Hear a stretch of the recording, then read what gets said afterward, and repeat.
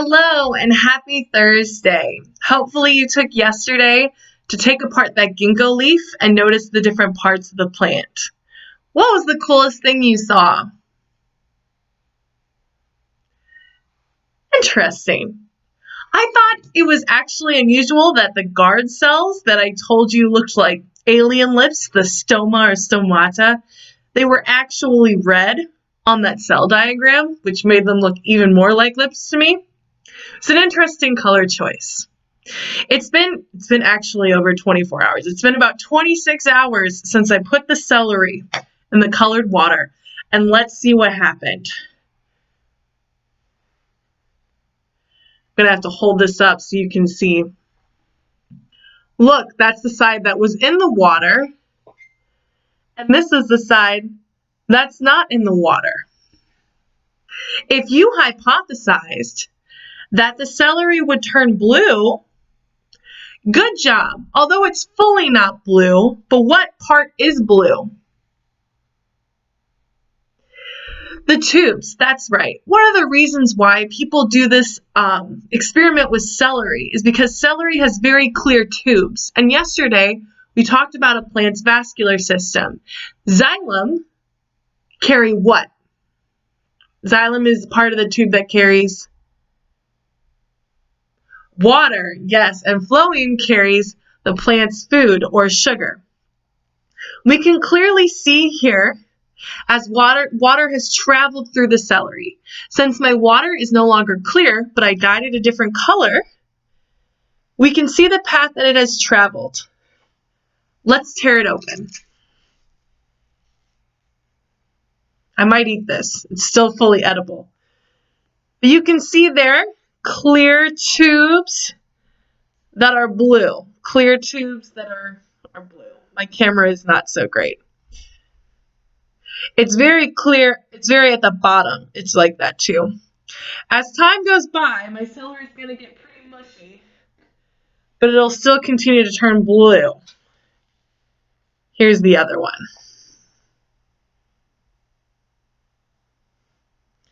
All right, full disclosure, I might eat these later. Mrs. Bulwark really loves celery.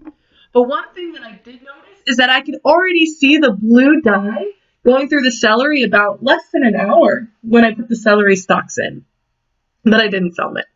But I'm telling you now. All right. Today we're going to be talking about cellular respiration. Make sure your textbooks are open to page 274. Pause me until you have your textbooks open to page 274. Are you ready to go? Awesome.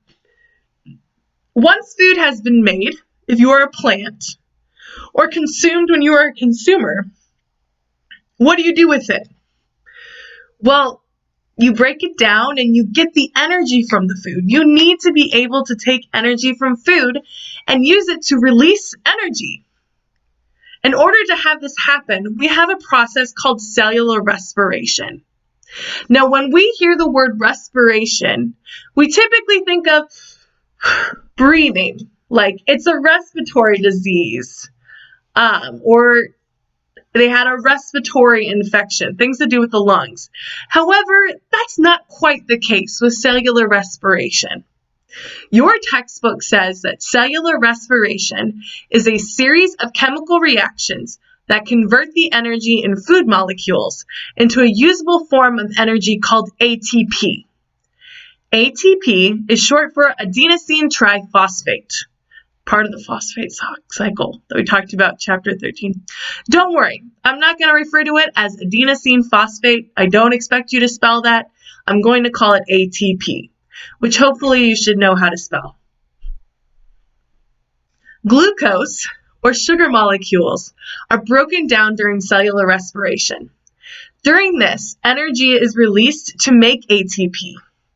ATP is used to store that energy. In order to make ATP and store energy, you need oxygen and fuel. Water and carbon dioxide are given off as waste products in cellular respiration. Cellular respiration happens in the cytoplasm and mitochondria of cells, which are two organelles that plant cells and animal cells have, meaning we both go through cellular respiration. Cytoplasm, remember, is the jelly-like material that makes up much of the inside of the cell, and mitochondria is the powerhouse of the cell. We talked about this toward the beginning of the year, if you remember, when we talked about cells and things like glycolysis. That rings any alarms? Cellular respiration is very important because without it, plants would have no way of turning food into energy. Neither would we. Without cellular respiration, plants and people could not grow, reproduce, or repair tissue.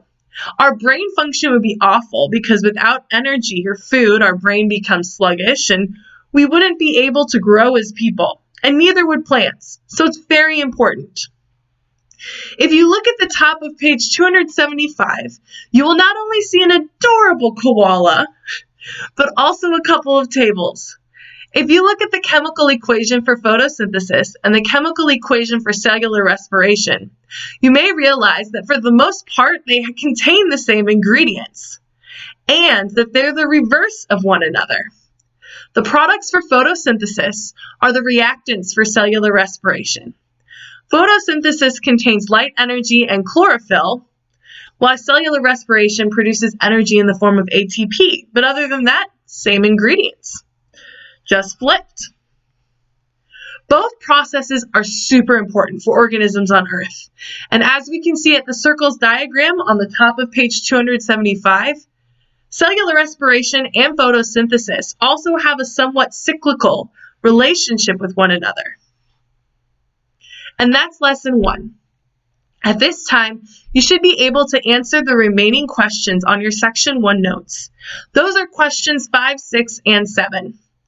Tomorrow you will be watching your review video on photosynthesis and cellular respiration, working on an interactive chart, and taking a short open book quiz. I will have assigned all 3 of these to your Connect Ed class, so go there instead of Google Classroom, click on the homework and you should be able to find it. Remember, all of this is due on Friday by midnight. Don't forget to turn in these notes and press submit onto Google Classroom. I'll see you next week as we talk about plant responses, something that I was talking to Desmond about earlier when it came to sprout. Have a great weekend. Don't hesitate to email me if you have any questions. Bye.